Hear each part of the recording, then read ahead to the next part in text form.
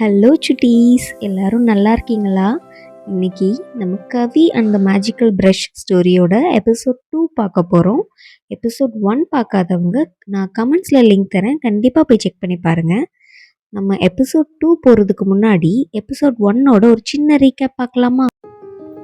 ஒரு அழகான குட்டி கிராமம். அந்த கிராமத்தில் கவின்னு ஒரு குட்டி பையன் அவன் அம்மா அப்பா கூட வாழ்ந்து வரான். அந்த கிராமத்தில் தண்ணி பஞ்சம் வந்துடுது.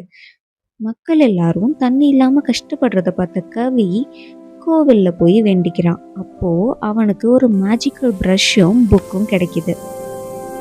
அந்த மேஜிக்கல் ப்ரஷ்ஷை வச்சு அவன் என்ன ட்ரா பண்ணாலும் அது உண்மையானதா மாறிடும். அதை வச்சு கவி அவனோட கிராம மக்களுக்காக ஒரு நீர்வீழ்ச்சி வரைகிறான். அப்போ அந்த இடத்துக்கு வந்த ஒரு பணத்திமிரு பிடிச்சவன் கவிய தங்க நாணய குவியல் ஒன்ன வரைய சொல்றான். கவியும் வரைகிறான். ஆனா அது எல்லாமே கறிக்கட்டையா மாறிடுது. கோபமாகி அந்த பணத்திமிரு பிடிச்சவன் அங்கிருந்து போயிடுறான்.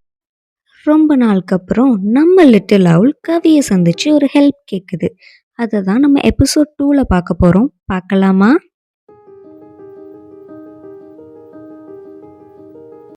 ஒரு அழகான அடர்ந்த காடு. அந்த அழகான அடர்ந்த காட்டுல எங்க திரும்பினாலும் பச்சை பசேல்னு மரங்களும் செடிகளும் இருந்துச்சாம்.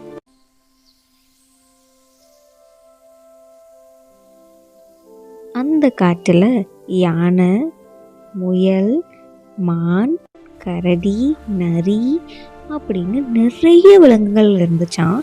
ஆனா ஒன்னோட ஒன்று சண்டை போடாம ஒற்றுமையா இருந்துச்சாம். ஒரு நாள் அந்த காட்டுக்கு ஒரு மந்திரவாதி வர்றாரு. அந்த மந்திரவாதியை பார்த்த நம்ம விலங்குகள் எல்லாம் ஓவரா எக்ஸைட் ஆகி அவர் பின்னாடியே போகுதுங்க.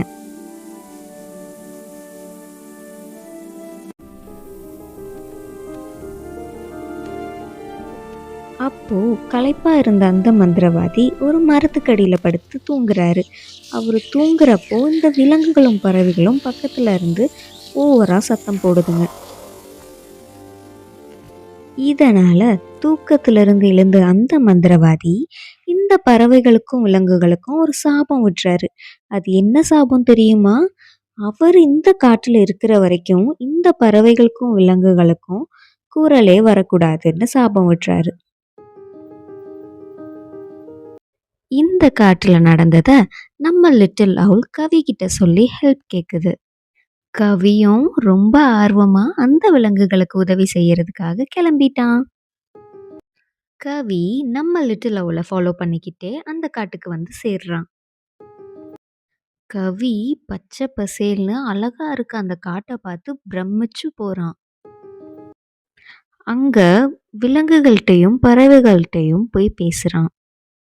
தான் அவங்களுக்கு உதவி செய்யறதுக்காக தான் இந்த காட்டுக்கு வந்திருக்கிறதா சொல்றான். அங்க இருந்த பறவைகள் கவிய அந்த மந்திரவாதி இருந்த இடத்துக்கு கூப்பிட்டு போகுது. அங்க போய் பார்த்தா அந்த மந்திரவாதி ஆழ்ந்த தூக்கத்துல இருக்கான். கவி அந்த மந்திரவாதிக்கே தெரியாம அவனோட மந்திரக்கோலை எடுத்துடுறான்.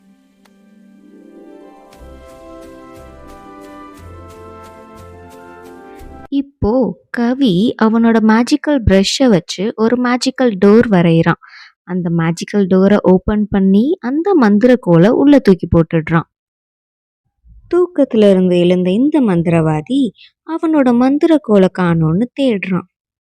அந்த மந்திரக்கோல் இல்லாம இந்த மந்திரவாதியோட மந்திரம் எதுவுமே பலிக்காது.